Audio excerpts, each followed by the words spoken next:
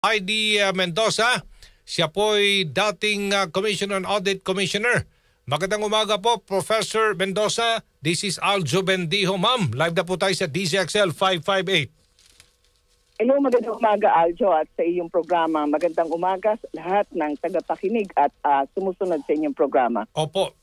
Professor Commissioner, ano po talaga ang role ng Commission on Audit dito po sa mga flood control projects? At ano po ang tinatawag na mga fraud audit na ito?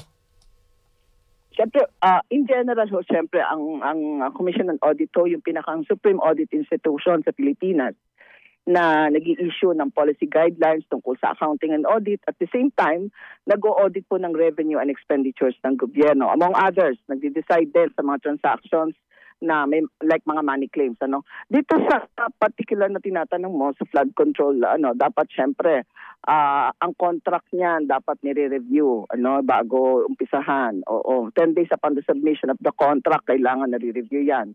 And then ini-inspection din 'yan syempre halimbawa nagkaroon na ng magkakaroon ng payment, etc. May inspection 'yan. Ang ibig sabihin po nito may iba't ibang uri ng audit ang ginagawa ang Commission on Audit at may iba't ibang eksperto ang nakapailalim dito.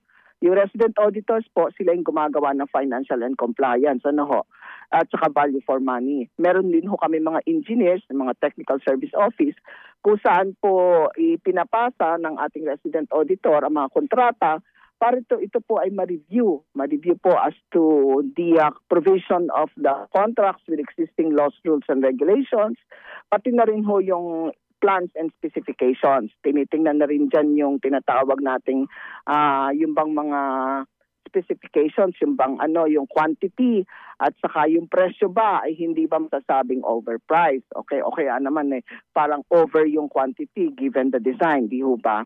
At then tinitingnan din nila kung yung bang project accomplishment na kiniklaim ay tama ba in accordance with the design at yung sasabihin nga natin na yung percentage of completion na naka-reflect ay mapapatunayan mo naman kapag ikaw ay nag-visit at kumbaga ibig sabihin yung kanilang na-accomplish physically, yun din ang kanilang kiniklaim. Merong tinatawag na percentage of completion, merong weight na inaano para makuha yung actual completion. Now, yun yung function ng Commission on Audit at yun ang yun ang halagang tungkulin. So, kailangan lang nating i-distinguish pag sinabing fraud audit, may ibang division na nakakasakop dyan, ibang opisina rather. Ito po yung Fraud Audit and Investigation Division. Ang fraud audit po ay very specific na may hahanapin kang fraud or fraudulent acts. Ang fraudulent acts pwede ito na sinasabi nating intentional na talagang merong deceit, di ba? At merong intention na manlamang o makinabang, At kapag naggawa ng fraud audit, ini-expect natin na syempre at the end of the audit, kapag nasulat na yung audit report, ay merong isang kaso na maisasampa sa Office of the Ombudsman. Usually fraud audit po yung nagiging matibay na basehan ng paghahain ng kaso sa Sandigan Bayan laban sa mga tiwaling opisyal. Pagkatapos po ng completion, pagkatapos pong ma-review ng Ombudsman ng COA fraud audit, tsaka pa po sila magpa-file ng kaso sa Ombudsman, parang ganun ho. So sa kaso po ng mga go ahead po. Actually, hindi ho COA ang nagpa-file ng kaso ngayon. Ang alam ko ay idadalhin nila sa Ombudsman. Ang Ombudsman po ay titingnan po yung magfa-fact finding sila. And then kung halimbawa po na pwedeng kasuhan, sila po yung magsasuggest o magpa-file ng kaso. Halimbawa po itong flood control projects, before and after completion, nandun ang COA. Tama ho, ma'am? Before, in a way, kasi nire-review yung kontrata. Pero i-highlight ho natin yung fact na we are on a post-audit basis. Okay, post. Okay. Okay, ang tanong, bakit ho nakalusot? Mama, inyo pong saloobin dito po sa mga ghost, lalo na itong ghost o merong mga ghost flood control projects, may mga substandard na kung hindi lang nagsalita ang Pangulo, malamang hindi napansin ito. Paano po dito, may pagkukulang ba ang COA dito? Totoo ka, Aljo. Kaya lang, pwede ba akong mag-ano lang? Go ahead, ma'am. Go ahead. Ano lang ng konti. Hindi ko alam bakit ako ang tinatanong. 10 taon na ako wala sa Hindi, COA. ibig sabihin, no, batay po sa inyong experience, no? May kinalaman siyempre. Hindi natin maalis yan. Opo. Hindi natin maalis yan. Wala namang infallible na ahensya, di ba? Ang tanong ko dito, kapag ghost project ito, ang una nating tatanungin ay yung nagsimula ng proyekto. Sino ba nagpundo niyan? Kasi alam mo, Aljo, hindi ako nagsishift ng I would like to look at the entire cycle at mag-fix tayo ng accountability. Okay. I'm not shifting accountability. Hindi ko dinajudge yung Una, yung nagpundo niyan. Kasi kung ikaw nagpundo, di ba, Aljo, anbawa ako nag-insert yan sa funds, ako sa budget, mamonitor ko yan. Halimbawa, binigay ko sa DPWH. DPWH, anong nangyari na sa budget na binigay ko sa inyo, di ba? Okay. So, first things comes first, kailangan, tanongin natin sino nagpundo niyan. Hindi mo man lang ba minonitor yan? Pero syempre, mga anak ng Diyos yan hindi pwedeng tanongin, otherwise, wala kang budget, di ba? So, yun. And then, kadalasan, at ito ay sa totoo lang, kung sino nag-insert ng project, siya rin na nag-insert ng contractor. O, di ba? Kaya talaga sa akin, talagang dapat, we need to ask hard questions, no?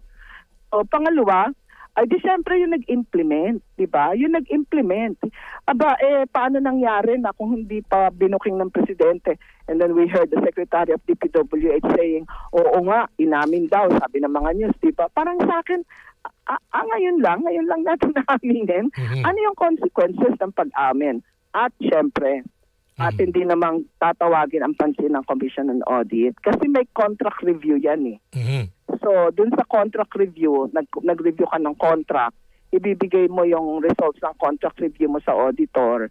Yung auditor naman ay makikita ang payment niyan lalong-lalo na yung first payment papasok yan sa auditor Sana man lang ay kahit papano nagkaroon ng preliminary assessment or ano ba yung risk na ito ay maging ghost, di ba? And then mag-communicate siya doon sa Fraud Audit Investigation Division para ilagay niya yung kanyang observation. In other words, hindi naman tayo parang nagbubuo ng istorya na totoong-totoo. Ayaw ko masabi na parang wala naman ako sa karapatang magsalita niyan dahil wala na ako sa gobyerno. Pero ito yung reality na na-observe natin in the past. Huwag tayong mag-zero in lang at maghanap ng sinong sisisihin. Buuin natin yung pinakang framework, yung struktura, yung parang balangkas. At tingnan natin ano-ano ang iba't ibang mga ahensya na nag-ambag dito at nag-ambag sa katiwalian. In other words, Kasi para sa ghost project na capital outlay, talagang isang malaking, sorry for the term, isang malaking kabobohan na hindi natin nakita to. Alam niyo kung bakit? Unlike ng mga tinatawag nating, Aljo, if I may extend a bit, kapag ang ghost project, kadalasan ang mga ghost, ginagamit yan sa mga technical na mga equipment, yung hindi madaling hanapin, di ba?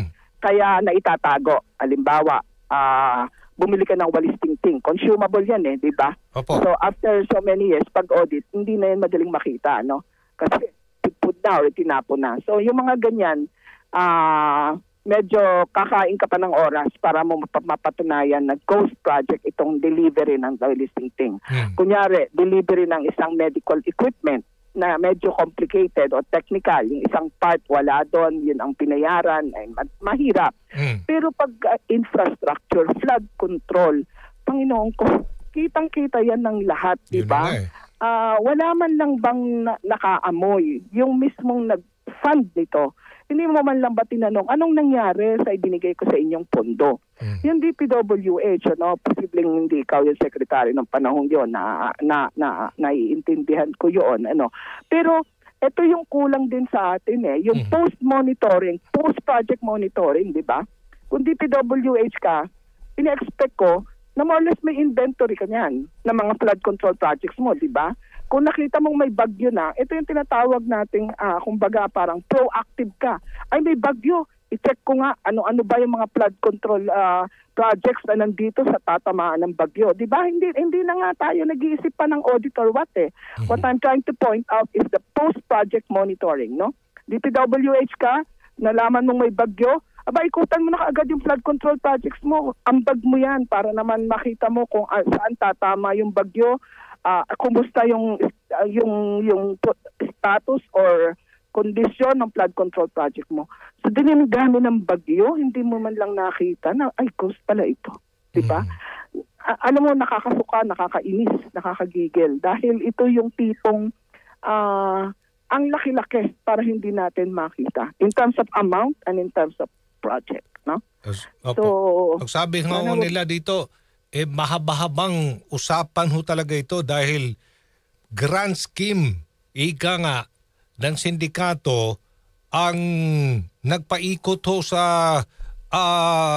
kalokohan nito na anomalyang ito, Professor Mendoza. Sabi nyo nga, nanggaling sa kung sino nagpondo, kung sino ang nag-implement.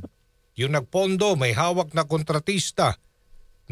Pagdating naman sa post-project monitoring, hindi na silip. Worst, may mga ghost talaga. Wala talaga mga infra projects. Bakit nakalusot yan? Sa tingin nyo po, no, bilang masasabi natin dalubhasa na po dito po sa accounting, ano pinakamainam na gawin dito po ng mga senador para sa kanilang pagbalangkas ng batas? Hindi lang ho sa senador, sa lahat-lahat to. Ano? Ang tingin ko dito, ng legislative department. Kailangan yung preventive at saka yung yung prosecution side, 'di ba? Dapat siguro lalo na dito sa mga ghost project, i-identify kaagad natin yung mga critical na persons gaya ng sinabi natin, sinong project engineer nito. Tingnan kaagad natin, kailangan dito immediate suspension kasi pag sinuspend mo sila, wala na silang access doon sa records and reports na pwedeng i-manipulate, di ba? Ito yun parang nakita mo na sumambulat yung malaking problema. Kailangan yung pagkilos ay strategic, calculated, pero at the same time, immediate, di ba? Now, on the part of the legislators, congressman yan o senators man yan, wala akong pag-aakusa, no? Pero ano ba yung ginagawa ng ethics committee? Hindi kasi sapat yung meron tayong sinasabing ay kaduda, hindi mga magandang gawain. Dapat bilang public servants at bilang mga mambabatas, kahit man lang yung semblance o yung mapag-isipan ka ng maling gawain, dapat walang ganun di ba?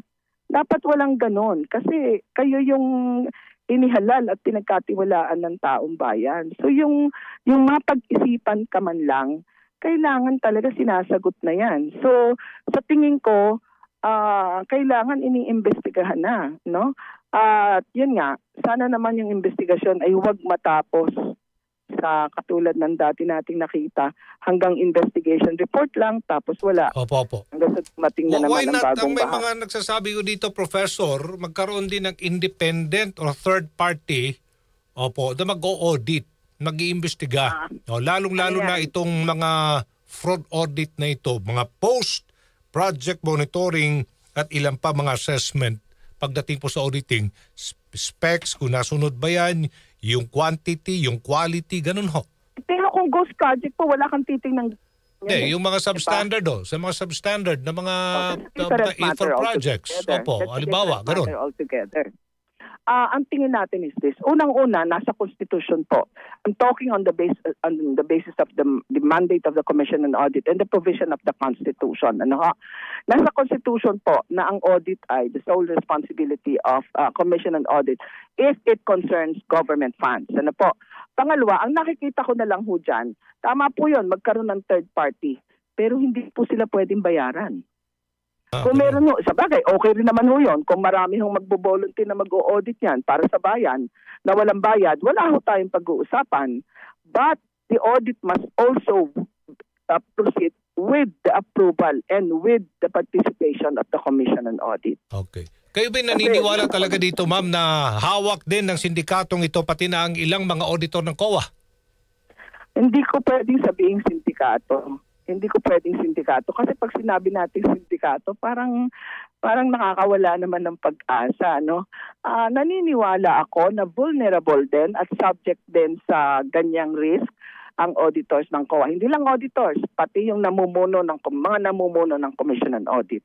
Kailangan fair, no? Hindi natin pwedeng na-excuse ang tapos nandun lang tayo. Sabi ko nga, it's stone at the top. Hindi pwede na yung auditors mo naghahanap buhay pero hindi ka nakikialam, So ang akin lang pong kung pwede lang hong i-wrap up natin Opo. yung pagsasalita natin ay base sa ating karanasan. I should not be the one talking, I should not be the one being asked. Kasi ang hinahanap natin dito ay magsalita, yung TROA. Magbigay siya ng assurance sa mga tao. Kung halimbawa binabatikos at sinasabing sa inyo mas malupit, sabi niyo hawak ng sindikato. Ako ayaw ko sabihin yon. Ang gusto ko lang sabihin ay kailangan, sabi nga natin, kapag ang isang ahensya ay merong pinagkakatiwalaan, may mahalagang tungkulin pagdating sa pag-iingat ng tiwala ng bayan. Dapat yung mere implications lang na ikaw ay may participation, sinasagot mo na yan. Nilalabanan mo na yan, di ba? How much more kung talagang merong mga patunay na merong ngang nangongontrata, meron ngang kasabwat, talagang sa akin nga hindi dapat ito matapos sa isang investigation lang. Head should roll, diba? Opo, tama ho. Okay. Sige po, maraming salamat po sa inyo po sa saloobin sa isyong ito at pag-share po ninyong kalaman. Opo, Professor Heidi Mendoza, former COA Commissioner. Good morning po. Ay, good morning po at maraming salamat. Magandang umaga po sa lahat ng inyong taga-subaybay. Good morning! Thank you! Okay. Si Aljo Bendijo sa